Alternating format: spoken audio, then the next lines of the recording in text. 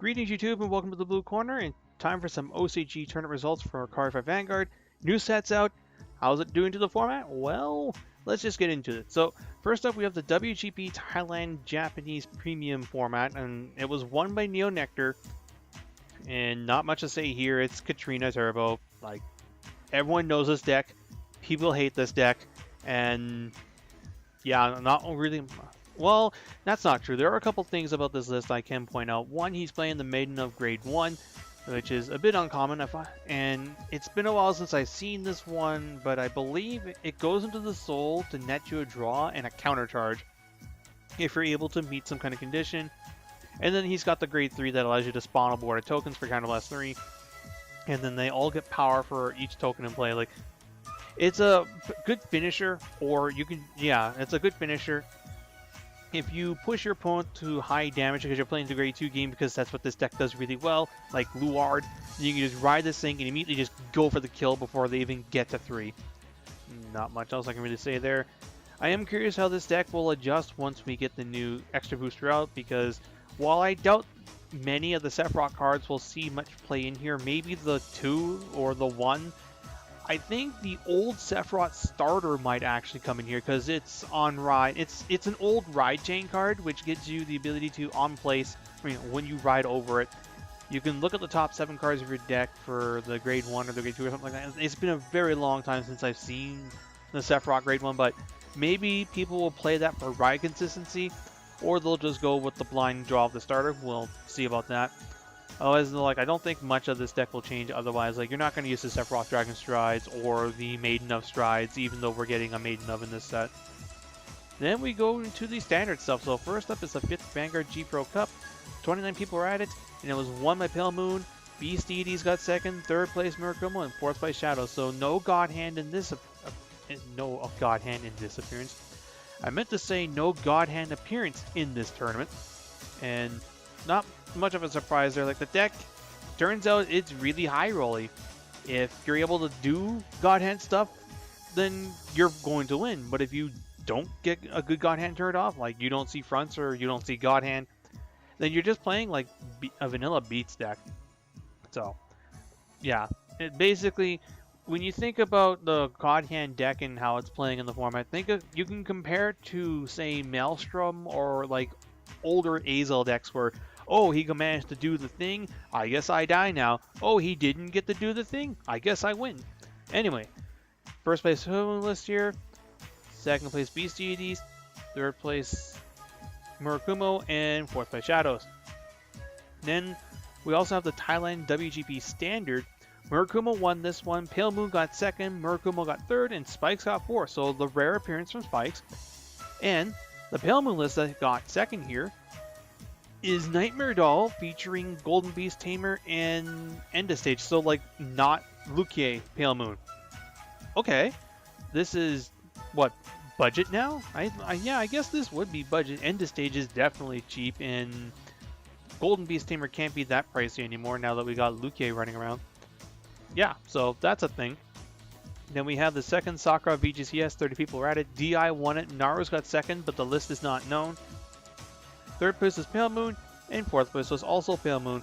As far as the numbers go, Novas were the most played deck in the room, no surprise there. It's got like the best support of the set, arguably. Murakumo has the second most people. Gold's Nubatama and Tachikaze at 3 apiece. Shadows and Pale Moon at 2 apiece. Genesis, Kagero, Link Joker, Aquas, Parker Regulars, and Spike Brothers at 1 apiece. Interesting. They don't mention how many Narukami players were there, despite the fact that Naru's got second. But in any case, what to take out of this? So, no Angel Feathers. That's one thing to make note of. And only one person tried to play Genesis at this, which also doesn't surprise me. Nova Grappler's got its issues being of high rolly, and Genesis, I feel, is just not consistent enough to do what it wants to do. If you don't see that Valkyrie early game, then you're not really playing that great of a deck. Like, I tried doing a little bit of test handing and like test gaming with it, and it's just Astral Poets just feel like they're missing something to really be a good deck. I mean, I'm sure someone will eventually find a way to make it work, but like, it definitely needs help. And then Nubatama, like, I think it's like the most popular Protect deck in the format. Well, you've also got DI topping here, the rare appearance of that, but as far as numbers go, I think Nubatom is like the most popular Protect at the moment, which makes sense. Hanzo's pretty decent, and it's a Protect deck with 3 waves of support that's not awful. And as far as these lists go, here's your first place DI, third place Pale Moon, and fourth place Pale Moon. Lastly, we got the Hachi Lab VGCS. 64 people at it. First place was Shadow Paladin. Second place was Nova Grappler featuring God Hand and Beast Deity. So finally, something from the new set is able to do something. Third place was Aquas. And fourth place was Murakumo. Numbers, let's see. Pale Moon were the most played, followed by Murakumo, then Tachikaze, then Genesis. So way more people trying to give the Valkyrion deck a shot. Or maybe they're actually just trying to play Himiko with some of the new cards. Because, like, the Himiko deck is okay. I don't know which one's better. It just comes down to, I guess, what you want. Like, I think the Himiko deck is a bit more consistent in what it wants to do. But the Valk one, when it goes off big. In any case, then Shadow Paladin, Narukami, and Nova's at 5 apiece. Nubatama and Link's at 2 apiece.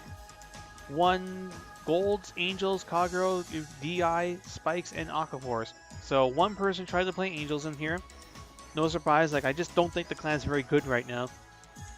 Like, it's just, I think, outgunned by everything else in the field. Like, I think Nubas and DI are just better Protect decks, and then you've got it being trying to come into an Axel format. Like, I think if we were in a more force-heavy format, Angels would be in a bit of a better spot.